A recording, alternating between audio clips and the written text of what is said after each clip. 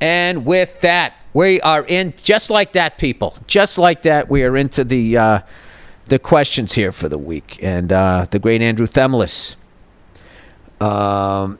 incredible producer, musician, person, says, Bill, great emails. All right, here we go. Woodstock 99. Dear Bill, I was at your semi-recent show at Woodstock in Bethel, New York. That was so much fun, man. What an incredible crowd, perfect weather, and right on the other side of the hill was where Woodstock happened. And it's so crazy. You go there and you just look at the hill. The hill is famous. Like, it's recognizable. I thought there'd have to be a bunch of stinky hippies on it for me to recognize it. I was at your semi-recent show at Woodstock, blah, blah, blah. I worked a 10-hour day as a mason in Syracuse and drove 3+ hours. This sounds like this is going to be a complaint. Oh, Jesus. All right. So you work more than I do when you drove 3.5 hours to see me. Were you disappointed? 3.5 hours after work by myself to catch your shit jokes, front row, exclamation point. Now make sure that fact doesn't stroke your ego too much. I thought you were going to shit on me.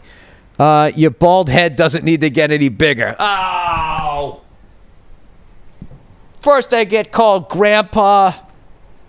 I am. I look like an old Charlie Brown. Anyways, on stage you were asked where Woodstock 99 happened. And I wanted to shout it out. Being in the front row. Well, you should have. But what can I say? Say I'm an introvert. You don't sound like an introvert in your emails, dude. You fucking ramp it up here. It took place in Rome, New York, at the former Griffiths Air Force Base, about an hour east of Syracuse. Well, why don't we give it up to Bethel for fucking understanding that they weren't going to get lucky twice. So I just hopped on Netflix and saw a banner for a documentary about the festival titled Trainwreck, Woodstock 99. Yeah, that was not good. Which I can assume covers the shit show that the festival was, although the first was also a shit show, but more in the bathroom sense. Yeah, this was more like price gouging, insult, is what I remembered from that thing. I'm glad I didn't go. I haven't watched it yet, but thought you might be interested given that random music facts is one of your 5,000 interests. A little shade there. I get it. I have ADD. Sorry if you've talked about this on the podcast already. My 6 and 7-year-old partners in crime sons are keeping me on my toes lately, so I'm a little behind on the episodes. Take care and go fuck yourself. I don't think I'm going to watch that because I remember the news reports. Maybe like if you didn't know what happened, it would be, I guess, kind of interesting or whatever. But it just, I don't know, man. Just human beings doing shit like that to each other. It's just, everything from the price gouging to fucking all of that other shit, man. It's just terrible. Gee, Bill, you really went out on a limb. That's a really, it's a fucking really went against the grain there. All right, vitamin C and intermittent fasting. Oh God. Now, I tried intermittent fasting. It didn't work for me. After 6 days, I quit. Vitamin C, I was all about. And then somebody says, the dosages they give over here are way too high and it could fuck up your kidneys. So now this person, you know what I think they're going to do? Because that person who told me wasn't a doctor. And now this person, I'm assuming, is not a doctor, and then they're going to give me exact opposite information, and I'm not going to know what to do. Dear Bill, the vitamin C article you saw was about people abusing it. It takes a lot to hurt your organs or do permanent damage with vitamin C. That kind of makes sense because wouldn't a bunch of us have kidney problems? Do I need to go into the kidney problem chat room on Reddit to get to the bottom of this? I like when Reddit gets to the bottom of it with a bunch of people who weren't even there discussing what happened. Pulling pictures and splicing them together and putting music underneath it. We're talking way more than the recommended amount for days on end. All right, well, there was a period there when I was doing the movie, I was taking those emergencies, and that was like 1,000 milligrams. That couldn't have been good. Also, intermittent fasting is good for certain people in certain scenarios. I'm not a doctor. Thank you. Thank you for saying that. I like this person. But how do I know this? Because I read the full articles instead of just the headlines. Oh, you're giving me shit? Glad you didn't, though, because I'd rather you ignorant and funny than reading properly. Thanks and go fuck yourself. No, I read an article about it. I didn't just read the headline, you asshole. I read a different article that says the opposite of what you're saying. And then also, how do you know that the article you read wasn't from the people that sell vitamin C paying these other people to say that this is a good fucking thing to do? All right? Before you get on your high horse. I noticed that when I was trying to buy a fucking shop vac. I looked up the top 10 shop vacs. And boy, oh boy, the first thing I clicked on had the top 10 shop vacs. And when you know it, every one I clicked on was sold at Home Depot.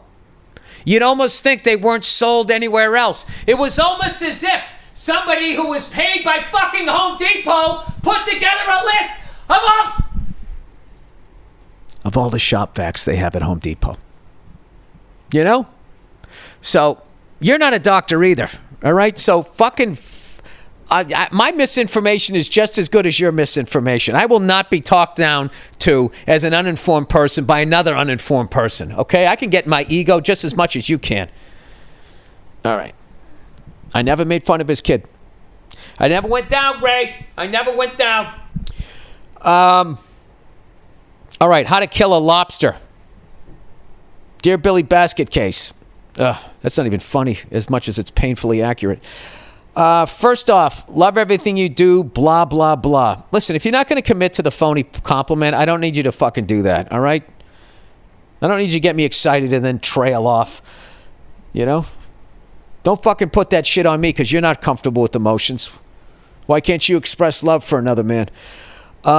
In your last episode, you were discussing the most humane way to dispatch of a lobster. I was asking if there was a way. And then I read an article, which I'm sure wasn't the real one, man.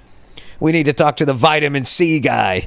My mother has a... Do you know the fucking FDA is allegedly filled with a bunch of people that used to work at big pharmaceutical companies, and they were allowed to get those fucking jobs, and then they allegedly pushed through drugs? That's something else I heard in a bar that'll make you uncomfortable, and I can't back it up with any facts. About 20 minutes before dropping them into their final body of water. Wow, dude. That was really eloquently written. About 20 minutes before dropping them into their final body of water. It's literally on death row. She soaks them in a solution of booze and water. Throw them in with that bottle of white wine and loose Bud Heavy from the fridge, etc. That's been in your fridge for weeks. Not only does it give them a last hurrah, they're nice and loose going in so they don't tense up in the steam, and the final product is more tender. Dude, you want me to give like a date to a fucking lobster? You want me to drug the best to you and yours from a fellow red-bearded German-Irish from the Northeast? God bless you. Yeah,